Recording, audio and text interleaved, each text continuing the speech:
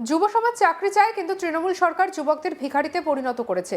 যুব সমাজ বলছে তৃণমূল সরকার নিপাত যাক।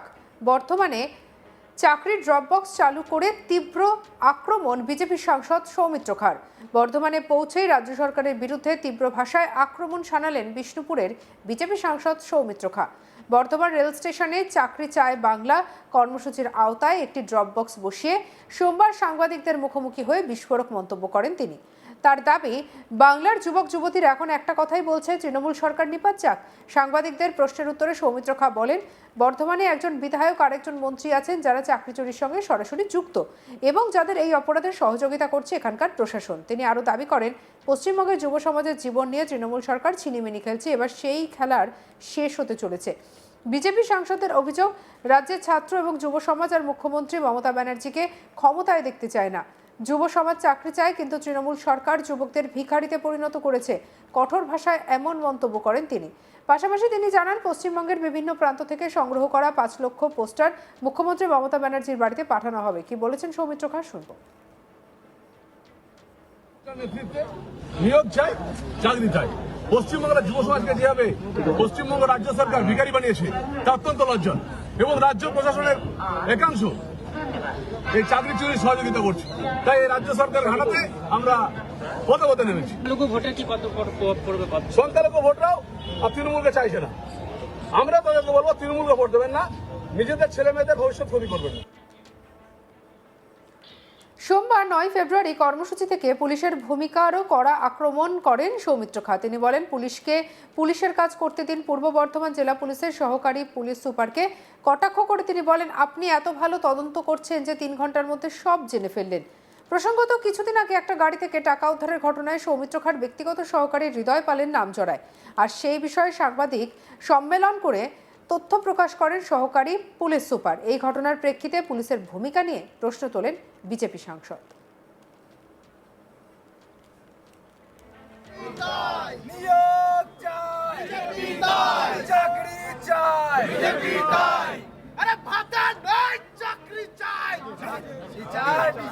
কি বলেছেন সৌমিত্র খাঁ, শুনবো। পুলিশকে পুলিশের কাজ করতে বলুন। অ্যাডিশনাল এসপিকে একটা কথাই বলবো যে আপনি এতটাই ভালো তদন্ত করছেন, 3 ঘন্টার মধ্যে সমস্ত কিছু জেনে ফেললেন, বিজেপি জেনে ফেললেন, সব কিছু জেনে ফেললেন।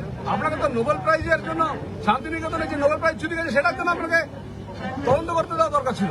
দাদা, গত 8 তারিখ 8 ফেব্রুয়ারি পোকোবেন থানায় একটা কেস হয়েছে, যেখানে দেখা যাচ্ছে যে আপনি যে ফার্মের নামে মানে চালান যেটা প্রয়োগ করা হয়েছে কোর্টে, সেই চালান আবার বলছি আপনাকে, আপনি বলবেন না, সরি আপনি বলবেন না, এটা পুলিশ আর তৃণমূলের কথাগুলো বলবেন না। পুলিশকে বলুন, এটা 2019 সালে আমার বিরুদ্ধে কেস হয়েছিল, 2021 সালে হয়েছিল, 2024 সালে হয়েছিল, আবার এই 26 আসছে। এটা আগে ভোট হবে, তাই ভোট দেওয়ার প্রত্যেকটা জায়গায় হারাবো তৃণমূলকে। এটা চোর। আমি একটা চিঠি দিয়েছিলাম রাজ্য সরকার কাছে, রাজ্য সরকার চিঠি এসে গেল।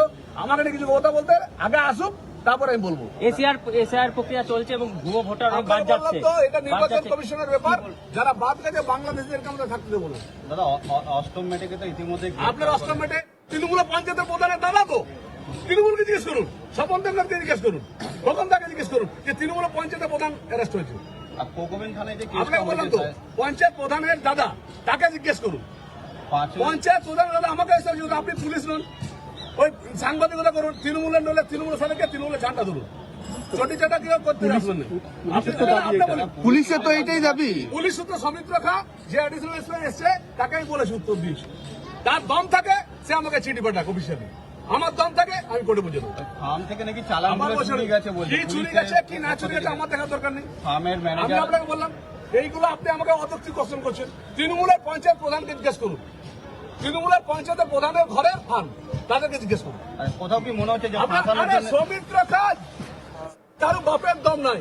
সৌমিত্র খাঁ বিজেপির সাথে আছে, বর্তমানে ওদেরকে শূন্য করবো করবো করবো করবো। ভোটের মুখে আমি দায়িত্ব পেয়েছি 28টা বিধানসভা আর বাঁকুড়া জেলার 12টা, 40টা বিধানসভা দায়িত্ব পেয়েছি, 35টা সিট জেতাবো। সৌমিত্রদা, ভোটের মুখে কি কোথাও আমি তো আপনাকে আমি যে একটা কথা বললাম, আমি যে তারিখে ডেট পেয়েছি আমার কাছে রাজ্য সরকারের চিঠি আছে, কি তদন্ত করতে গেছিলাম সেটা কোর্টে বুঝবে। দম থাকে পুলিশের বাচ্চা আমার বিরুদ্ধে তদন্ত করুক, আমি কোর্টে জমা দেবো, আমি তাকে অ্যান্সার দেবো, লিখিত হবে করবো। ভোটের মুখে কি রাজনৈতিক বলছি তাহলে 19 সালে ঢুকতে পারিনি এলাকাতে, এই বর্ধমান থেকে দাঁড়িয়ে ভোট করেছি আর এই বর্ধমানে দায়িত্ব পেয়েছি। বর্ধমানে বিভাগের বীরভূম বোলপুর সবই আছি। লড়াই করতে প্রস্তুত, বুকে দম থাকলে আইনত নোটিশ করার, আমার দম থাকলে আমি কোর্টে বুঝে দেবো।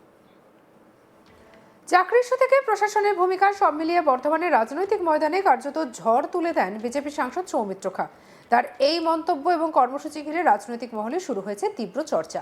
তবে কটাক্ষ করতে ছাড়েনি তৃণমূল। পূর্ব বর্ধমান জেলা তৃণমূলের সাধারণ সম্পাদক বাকবুল ইসলাম বলেন, সৌমিত্র খা জেগে জেগে স্বপ্ন দেখছেন, সেই স্বপ্ন কখনো সফল হবে না। জেলায় 16টি আসনের মধ্যে 16টিতেই তৃণমূল জয়লাভ করবে। কি বলেছেন তিনি, শুনবো। একটা গান আছে জানেন তো, স্বপ্ন যদি মধুর এমন হোক সে মিছে কল্পনা, জাগিও না আমায় জাগিও না। আর সৌমিত্র খাঁরা এই জেগে জেগে হচ্ছে স্বপ্ন দেখছে, এই স্বপ্ন কখনো সফল হবে না। পূর্ব বর্ধমান জেলা, সেখানকার মানুষ তৃণমূল কংগ্রেসের সঙ্গে আছে, সঙ্গে থাকবে।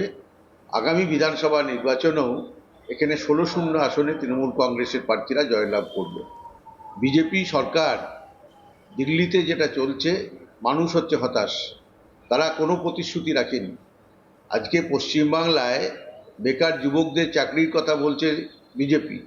বছরে 2 কোটি বেকারকে চাকরি দেবো বলেছিল নরেন্দ্র মোদী, তার কি হলো তার উত্তর দিক।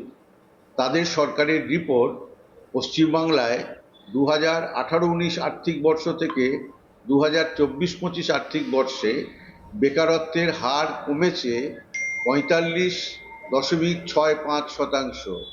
কেন্দ্রীয় সরকারের রিপোর্ট।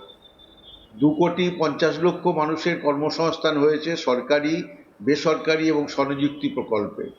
পশ্চিমবাংলার এমন কোনো ক্ষেত্র নেই যেখানে মমতা ব্যানার্জি সরকারের উন্নয়নের স্পর্শ পৌঁছায়নি, একেবারে শৈশব থেকে মৃত্যু পর্যন্ত।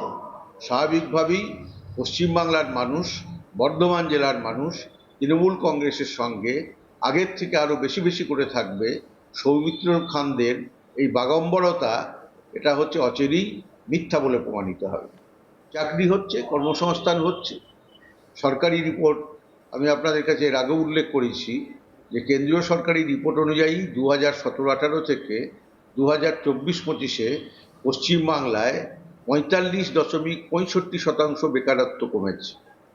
পশ্চিমবাংলা সরকারের উদ্যোগে সরকারি, বেসরকারি ক্ষেত্রে নিয়োগ এবং স্বনিযুক্তি প্রকল্পে 2.5 কোটি মানুষের কর্মসংস্থান হয়েছে। পশ্চিমবাংলার মানুষের গড় আয় দেশের গড় আয়ের থেকে বৃদ্ধি পাচ্ছে।